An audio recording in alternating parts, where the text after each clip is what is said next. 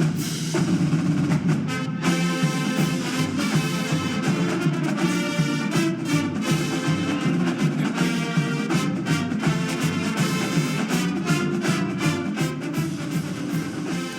hi, everybody, and welcome to this week's Furman Softball Weekly Windup. I am Dan Scott. Good to have you with us as we take a look back at the week that was Furman Softball and the week ahead. And this is the big week coming up as the Southern Conference Tournament begins this week in Greensboro. We are joined, as always, by head coach Stacey Johnson-Whitfield. How are you? I'm good. Awake? Yeah, and I have a voice, so this is good. Okay. Didn't have to yell that much this weekend, huh? Well, there was a lot of yelling. Just, I guess my voice is getting used to it now. Okay. Welcome to the world of broadcasting. Yeah. And Riley Ludlam is with us as well. Good to have you. Thank you. I understand that you had a milestone over the weekend, right? I did. My 100th career hit. And was it a blast somewhere, or how did it shake out? Yeah, it was like a little line drive to right field, I guess. There you go. Yeah. Nice. I'll take it. Congratulations. Thank you. Congratulations. Riley is a junior shortstop from Fort Myers, Florida. And on the season, leads the team in RBIs with 33, leads the team in doubles with 15, 6 home runs, which is second on the team, a .288 batting average, and that 100th career hit. So you've put together a pretty nice season for yourself. Yeah, it's working out pretty well for me this season. So, well, hold that thought, because we're going to talk about the year a little bit, and we're just in a minute we're going to pretend that she's not here. Okay. and you and I are going to have a conversation about your new head coach. Okay? Yeah. No pressure. No pressure. But let's talk about this week. No midweek games coming off of the final week of exams that wrapped up. So you have senior weekend with ETSU. Unfortunately, you dropped 2 of 3, but man, close games again, right? Yes. The whole week as we were practicing, I tried to talk to the team and let them know that ETSU has been picking up their ball a little bit. They've been playing better ball. And you actually mentioned that last Monday. I did. So I knew that we were going to have to practice hard this past week to really come out and play our best ball still to win. And we overall, I feel like we played pretty well. Pitching did pretty well. Key plays when we needed them, key hits when we needed them to win those games, and it could have been a different outcome. But, what's most important is we came back on Sunday. We played some good ball Sunday. Still a little bit of struggles, but, that's why it's a team sport. We're all there to pick each other up when we need it, and that happened, and we came out with a win. Yeah, lost 4-2 and 5-3. But then a 4-3 extra inning win in 8 innings. Alex Rose Molinar's game-winning hit, 2 outs in the 8th inning. Did anybody call her Axl Rose?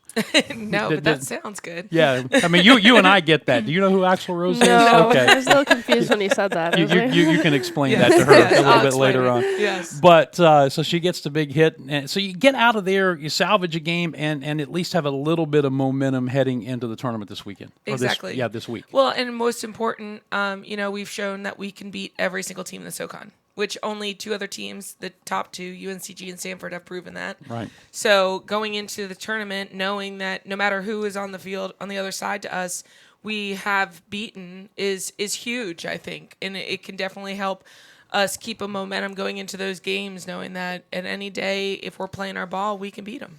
So as a player, there have been a lot of these close losses this season, but you've found a way to come back and kind of keep your composure and get a win like you got to close out the regular season. How have you been able to kind of navigate the ups and downs of the year?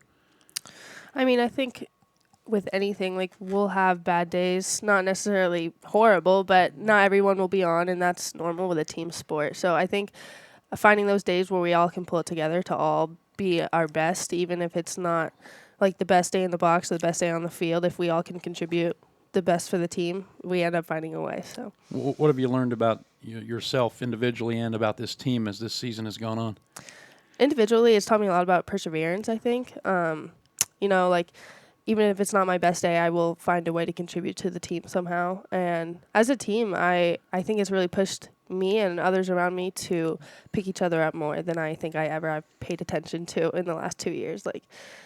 Being there for each other is kind of a huge has a huge impact this season for us. So. Yeah, and I'm the preacher's kid here, but Stacey is sitting over here nodding her head. She's saying amen to everything that Riley says, right? I am. And, Riley has been, I think she's maybe surprised herself a little bit this year with not just, I know how talented Riley is, but I think she has truly come into her own as a leader and as a person this year, which, she's taken on the catcher role this year, and she's played catcher almost every single game this year for us, and she's become one fantastic catcher. But in that role, you need to be a leader, and she has really picked up the team, I feel like, at times where we've needed it. Not necessarily always on the field, but like behind the plate, just talking to them. I hear talking to our pitchers, not always saying, "Oh, that was fine. You did okay." Like she looks at our pitchers sometimes and goes, "Hey, you left that a little high," or, and so her being tougher on them and having the relationship she does with the pitchers and with the rest of the team has been key this year. So you're middle infielder by trade, right? Actually. Okay, the roster says you're a middle infielder. Yes. How about that? Yeah, it probably does. How about that? Yeah. But what is it about taking charge behind the plate that seems to agree with your personality? Yeah, I think I just like being really involved.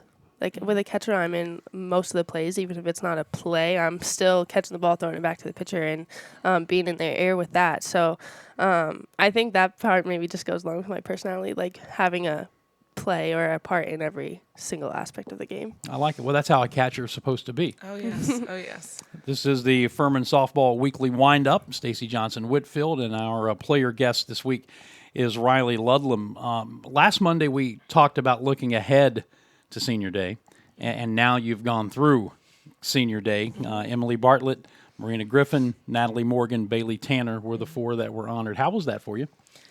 It's, I don't know, it's bittersweet, I guess. Obviously, being a newer coach to the program, those girls mean a lot to me. The whole team does, but they do too, and I said it over and over again. I just wanted them to leave this program being proud of something, being proud of what we're trying to build here.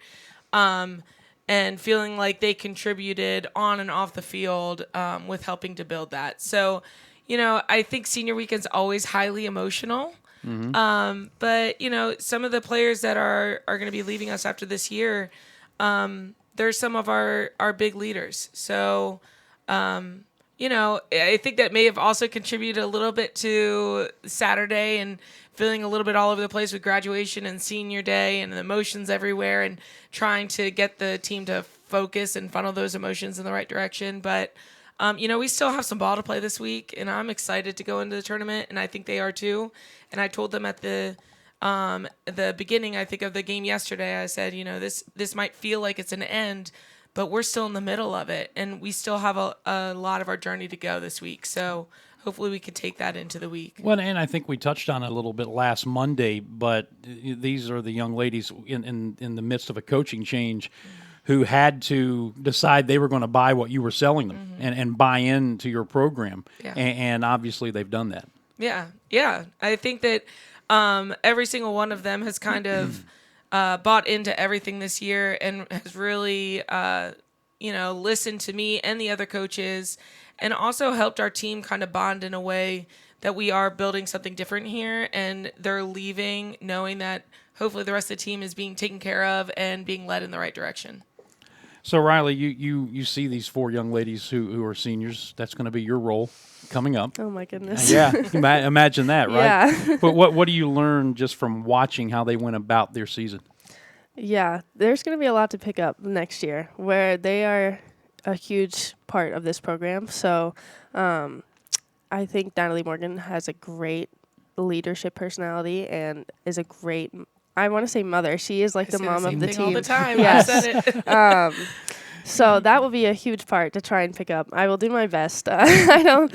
But you're in a position on the field already that lends itself to leadership as far as on-field play goes. I guess it's taking that and also translating it to the off the field and the locker room portion of leadership, right? Mm-hmm. Yeah, I do have Hannah Sneega and Becca Crawford to help me pick up what they're leaving. So. No, I wasn't trying to dump it all on your shoulders. No. But you're the only one it's here. It's all on you, actually. That's right. You're the only one here, so you have to answer the questions. This is the Furman Softball Weekly Windup.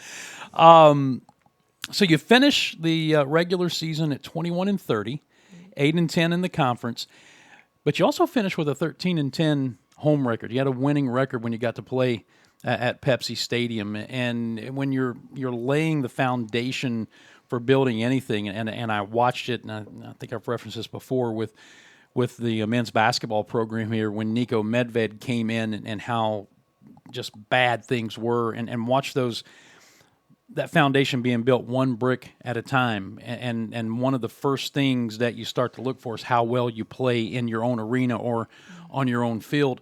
For your first year to have a 13-10 home record may not seem like a lot or much of anything to some people, but I think for you and for this team, it means something.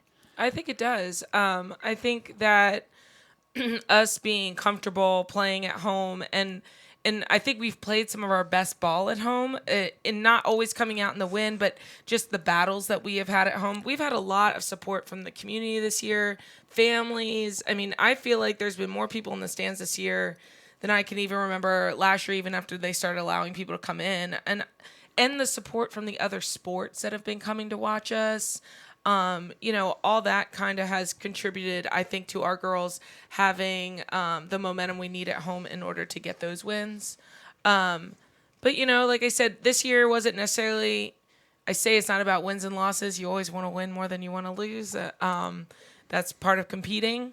But I think it's a good start. It's a good start. And I just think that having the culture being built within the program is starting to bleed or lead into the wins and losses columns. Mm-hmm. And that slowly is what you want to help, create something. Well, you have to start building the foundation and building the culture. And while maybe realistic expectations are one thing, that doesn't mean you settle for less than top effort, less than high expectations. You don't settle for less just because of circumstances. Oh, no. And that's part of the word I use, and she's going to probably smile when I say it, but I say it all the time, compete. Competing does not mean that we're settling for anything. Competing means that we're fighting as much as we can. We're putting as much as we can onto the field. And I know when we do compete, majority of those times we're going to come out with the win. But I want us to start there. Start with the one pitch at a time. Win every pitch. Win every inning. Even going into Saturday, I said we play 14 innings today, not just 7, because I wanted us to think that every inning has to be a win. Mm-hmm. I think when you start in those building blocks and you start with the little things like that eventually the more times you win a pitch, the more times you win an inning, the more wins of a game you're going to get. Mm-hmm. How long did it take that compete message to kind of settle in with you and with the rest of your teammates? With me, not long, I'd say. It's kind of right up your alley. Yeah, I kind of live for that. So. I sense, you finish your answer in a minute, but I sense she's smiling, she's kind of understated, but I sense a quiet intensity that's behind that smile. Oh, yes. As we're sitting here. Oh, yes. Like I said, I think she kind of surprises herself sometimes. She is not the loudest person on our team, but, I've said it before, everybody leads in a different way. But I feel like she's definitely really been, going in a direction where she's been a little bit more vocal. And I think it's been overall for some of them, knowing how talented they are, knowing their role, and being able to project that out. And that's okay. It's okay to be confident. It's okay to be, it's okay to want more. And, she does love to compete. And I've seen more out of her even in the dugout talking sometimes. And I'm like, okay, Riley. All right. So, hopefully that just keeps continuing. And next year won't be such a surprise because she expects it from herself. Well, anybody can be vocal. But if you don't back it up with your actions, then you're just a loudmouth. Yes. Very true. But you have to back it up with your actions. And again, I get the sense that that's something that's kind of come along here, huh? Oh yeah. Or maybe the actions were always there, and now it's the vocal part that's coming along. Yeah. Like I said, we still have a whole week of play, and I know she's gonna get better every game. But I'm excited also for next year for Riley. I feel like she's gonna be key to us. So. All right. So I told you we're going to pretend for a minute that she's not here. All right. Right. This is just you and I, friendly conversation. Nobody else watching or Nobody's listening. The changeover and the uncertainty had to be difficult at first. Yeah. What is it about this person who's not here right now that caused you to want to buy in? How long did the process take? For me, not long. I had known Coach Stacey a little bit from bullpens before I think the rest of the team kind of did last year. So I already got the sense that she, just from bullpens, really cared about us and wanted us to do well. And it wasn't even me getting coached in the bullpens. It was the pitchers. I saw how hard she pushed them and still does today. And wanted the best for them. So I liked that off the bat out of her. So kind of when everything went down, I was glad they chose her because I felt like she was someone I trusted. Also, still not knowing her that well, I felt like she could take on this role and lead us and just make us feel that she all cares about how well we do and how well we are as human beings at the same time. So. And Stacey, we've talked quite a bit about this being your first year as the head coach, but you were here as pitching coach. And so you did have obviously familiarity with the program, and you were able to build, I don't know if kids these days still use the term, but you were able to build some street cred, at least with that portion of the roster you dealt with mostly, right? Yeah. Yeah, well, and like she said, last year I came in and obviously I was the pitching coach. So right away I got to bond with the pitchers, but I kind of got to bond with a lot of the catchers last year too. And I loved the relationships that I built with some of them. I felt like I surprised myself last year with those with the way everything was going and how I took it on. But really it was a lot of them that helped me think and push myself into a role which I didn't know I wanted, but now I know I don't want anything else, So I give them a lot of the credit for that. I mean, if it wasn't for them buying in to me, which some of the team really not getting to know me as well as some of them, I don't know if I would have ever put myself in this position and realized what I feel like I'm capable of doing and how I'm capable of leading. Sometimes you don't know what you want until you want it, right? Yeah, exactly. Stacey Johnson-Whitfield, Riley Ludlam. This is the Furman Softball Weekly Wind-Up. We've looked back now. We're going to look ahead, but to do that, we need to look back because you're playing Mercer in the opening round of the SoCon Tournament on Wednesday morning at 10 a.m., and April 9th and 10th, you lost 2 out of 3 to them, lost 1-0 and 3-2. There we go, those close games again. And then a 4-2 win in 8 innings, kind of similar series to what we just saw with ETSU. Go to you first. Take me through that series, regular season series with Mercer. What stands out to you as you look back? I think Saturday it was just hard because our bats weren't on like they normally are. It's kind of hard to force your bats to get going, especially with a doubleheader. You have 14 innings to play, and first game out of the bat, it's not there as much as we want it to be. So that's kind of hard. And I think we were just forcing it too much, trying to make things happen instead of just being patient, letting ourselves play our ball that we normally play. So. But Sunday, I think we came out just guns a-blazing. We didn't want to lose again. You don't want to just get swept by anybody. And I don't know what it was about us, but I feel like we were more confident Sunday after losing 2 games. We were like, all right, we have to do it today. It's today or never. So, just pulling it together, everyone having the common goal of, we need to win today, kind of forced us to get it going, I guess. So then here's a brilliant coaching opportunity. Go into the game against Mercer as if you have lost the first 2 games of the series, right? Yeah. We don't get 2 losses before we get a win this time. We got to win this time. But, on top of what she just said, Sierra and I think Laura Lee started and Bailey all through that weekend. I think they all threw very well. Yeah. So if they come out and I can give the ball to any of those people, but if they come out and throw and we hit the way that I know we can hit, I think we come out with a win. I am very confident that we are going to play some good ball.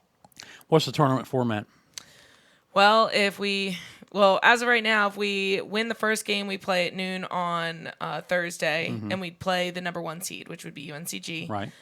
If we lose, we play at 8 p.m. that night, and that depends on who wins and loses. So it's standard double elimination conference tournament with an automatic bid to the NCAA tournament on the line. Yes. What's your realistic expectation for this team? Realistic expectation is that I truly believe, because we've beaten every team, that we could make it to the championship game. And then if you do that, all bets are off, right? Yeah. But, like I said, I think any given day with us, if we can get it all together, we've proven we could beat anybody. So we just have to know that we have to come out the first game of every single one. We don't get the 2-3 tries. It's got to be on those first games, and do that without pressing. Like, knowing that success is the goal, but failure is not the end of everything, So we have to learn to, be able to fail a little bit, especially in this sport, and then still succeed. And we did that the other day. Alex Rose did not have our best game defensively on Sunday, and we, as a team and as a coaching staff, just tried to stay behind her as much as we could. And look who gives us the winning run at the end. Mm-hmm. And she didn't give up. She just kept persevering and pushing through, and she didn't give up on herself. And I think that's also key is, if they come out the first inning, they score some runs, we still got 6 more innings to go. We can still win a game, So we got to find the balance without pressing too much. Here's the big question. Are you having fun? I am. A lot of fun, actually.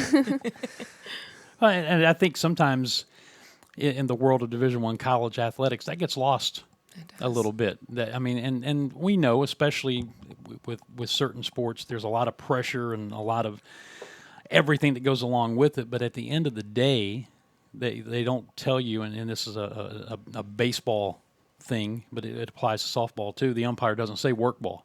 Yeah. The umpire says play ball, right? Mm-hmm. Yes, you're right. Do you forget that sometimes? Well, no, I just. I don't mean you individually. No. I mean the big picture. Well, I think that's part of like what I was talking about with not wanting to press. Is of course there's a balance between the work you put in, making sure that you're not pressing too hard because you chose to do this sport in college because you loved it, and we can't forget that ever. So. And loving it doesn't mean you're going to win all the time and be successful all the time. Right. Loving it is just knowing that you gave your all and you're with a team of people that have your back and a coaching staff that has your back. And, I think that being built and into this culture we're building, I think that, success is going to be the goal, and it's very possible. But I think the more we can balance those things of, yeah, it's hard work. This isn't easy. Any level of softball in college is not easy. You are putting in a ton of work, but that work is preparation, just like school. You go into school, you do your homework, you study, all that stuff. It's not the most fun part of it, but you do it in the end so you can be proud of your result. So that's what I'm hoping. I just want them to be proud of the results that they're getting and know that they put as much work as possible. And that work allows you to play ball and have fun and maybe win some games. Do the work so you can play. Yep. Yes, sir. Right? Exactly. Well, listen, I'm looking forward to seeing how this week plays out. We're going to have one more Monday regardless next week. So get ready to get up early again, regardless of what happens. But 10 a.m. Wednesday against Mercer at Greensboro. You can get all the information and find out how to watch it at FurmanPaladins.com. Would love to have you actually make the trip to Greensboro and support the team in person. But if you can't, there are ways that you can follow and watch. The old second season has arrived. Yeah. Postseason. Yep. It's what you play for.